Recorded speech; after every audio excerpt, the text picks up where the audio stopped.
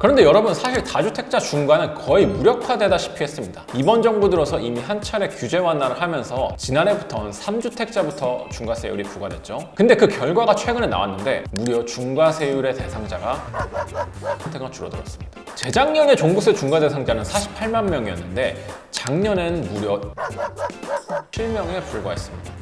여러분, 서울에 집 한 채만 있어도 상속세를 내야 한다는 사실, 이제는 새롭지 않죠? 지난달 기준 서울 아파트 매매 가격의 중위값은 8억 5,650만 원이었습니다. 이 경우 자식이 내야 할 상속세는 약 6천만 원입니다. 즉 서울에 집 가지신 분의 절반은 적어도 6천만 원 이상의 상속세를 내야 한다는 이야기죠. 이 케이스는 과표가 1억에서 5억 구간이라 20% 세율이 적용됐지만 우리나라 상속세율은 최대 50%까지 올라갑니다. 많은 분들이 억울함을 토로하는 이 상속세, 대통령실에서 어떻게 낮출지 구체적인 가이드라인을 내놨습니다. 지난 일요일이죠. 대통령실 정책실장 성태훈 실장이 이렇게 말했습니다. 우리나라의 상속세 최고세율은 대주주 할증을 포함하면 최고 60%, 대주주 할증을 제외해도 50%로 외국에 비해 매우 높다. OECD 평균이 26% 내외로 추산되기 때문에 일단 30% 내외까지 인하가 필요하다. 이렇게 말했습니다. 최고세율을 30%까지 낮춰야 한다는 이야기죠. 정부 관계자 입에서 몇 %가 적당하다는 말이 나온 건 이번이 처음이라고 합니다.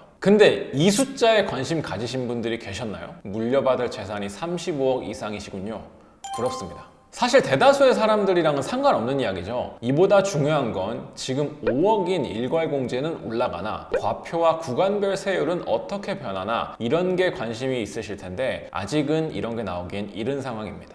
그런데 더 중요한 발언이 하나 있었습니다. 상속세를 유산취득세로 바꾸는 변화가 필요하다, 이런 얘기였죠. 지금은 뭐길래 유산취득세로 바꾸냐? 현재 우리나라의 상속세는 유산세입니다. 유산세와 유산취득세의 차이가 도대체 뭐길래? 유산세는 누군가 사망하면 그가 가진 재산을 하나로 묶어 바로 세금을 매기는 겁니다. 반면 유산취득세는 취득이라는 단어가 들어가죠. 상속을 받을 때 매겨지는 세금입니다. 유산세는 사망한 사람, 즉 피상속인에게 부과되는 개념이라면 유산취득세는 상속인, 즉 자식들에게 부과되는 개념입니다. 구체적인 예를 들어 설명해 보겠습니다. 가령 마레프 전용 면적 84제곱을 가진 A씨가 사망했다고 합니다. 배우자도 이미 사망을 한 상태라고 가정을 할게요. 그리고 슬아인 자녀가 둘이 있습니다. 마레프 보니까 최근에 가장 높은 실거래가가 18억 5천만 원이네요. 유산세의 경우 A씨 재산에 바로 부과되는 거니까 18억 5천만 원에서 일괄공제 5억을 뺀 13억 5천만 원이 과표가 되죠. 이 구간은 세율 40%가 적용됩니다. 누진공제를 적용해 최종적으로 부과되는 세금은 3억 8천만 원입니다. 자녀 둘이서 이 돈을 마련해야 하는 거죠. 반면 유산취득세는 어떻게 되느냐? 18억 5천만 원에서 일괄공제를 빼면 13억 5천만 원. 여기까지는 같습니다. 자녀가 둘이죠? 그러면 각각 6억 7,500만 원을 취득하게 되는 거죠. 그러면 각각의 과표가 6억 7,500만 원이 되는 겁니다. 이 경우에는 세율이 30%로 아까보다 10% 줄어듭니다. 그래서 각각이 1억 4천만 원 정도를 내면 됩니다. 이게 유산취득세인 겁니다. 유산취득세로 전환이 필요하다는 얘기는 오래전부터 있어 왔습니다. 그리고 이렇게 주장하는 이유는 크게 두 가지입니다. 우선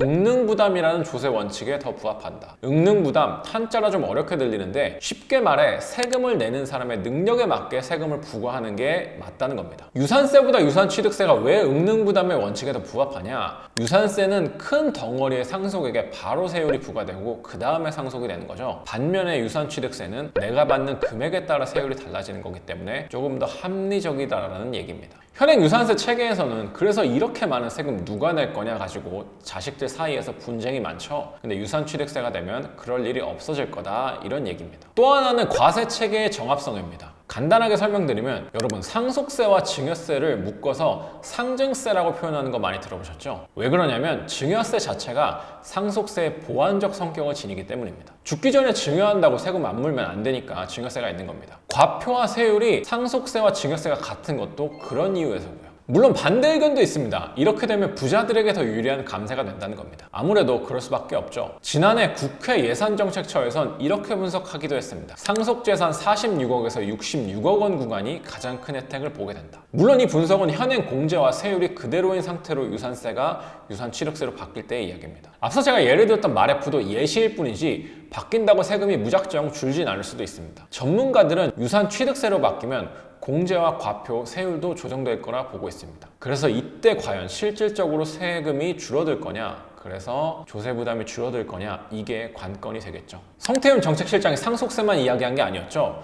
종부세도 얘기했습니다. 그리고 종부세는 아예 폐지하는 게 맞다고 이야기했습니다. 그치만 이렇게 바로 바꾸긴 어려우니 그 전에 고친다면 초고가 1주택자 및 다주택자에게만 부과하는 단계를 먼저 거치자고 이야기했습니다. 다주택 중과는 없애고 가액 기준으로 바꾸자는 이야기죠. 근데 역시나 그 초고가가 얼마인지는 이야기하지 않았습니다. 얼마가 적당할지는 매부리엔 여러분들이 댓글로 많은 의견 부탁드리겠습니다. 그런데 여러분, 사실 다주택자 중과는 거의 무력화되다시피 했습니다. 이번 정부 들어서 이미 한 차례 규제 완화를 하면서 지난해부터는 3주택자부터 중과세율이 부과됐죠. 2주택자는 빠졌습니다. 근데 그 결과가 최근에 나왔는데 어땠는지 아시나요? 무려 중과세율의 대상자가 99.5%가 줄어들었습니다. 재작년에 종부세 중과 대상자는 48만 명이었는데 작년엔 무려 2,597명에 불과했습니다. 세수도 확 줄었습니다. 1조 9천억 정도에서 920억 원으로 95.1% 줄었습니다. 다주택 중과가 이렇게나 많이 줄었고 1주택자를 포함해 지난해 종부세를 내는 사람 숫자도 꽤 많이 줄었습니다. 지난해 종부세를 낸 사람의 숫자는 몇 명이었을까요? 49만 5천 명이었습니다. 재작년에 비해 약 65% 줄었습니다. 전체 주택 소유자의 약 2.7%입니다. 거친 종부세는 총 4조 2천억 원, 재작년에 비해 37.6% 줄었습니다. 정부와 여당이 추진 중인 상속세와 종부세 완화 어떻게 할지 알아봤는데 핑크빛은 아니죠. 바로 국회 절대다수 의석을 차지하고 있는 민주당이 기다리고 있기 때문입니다.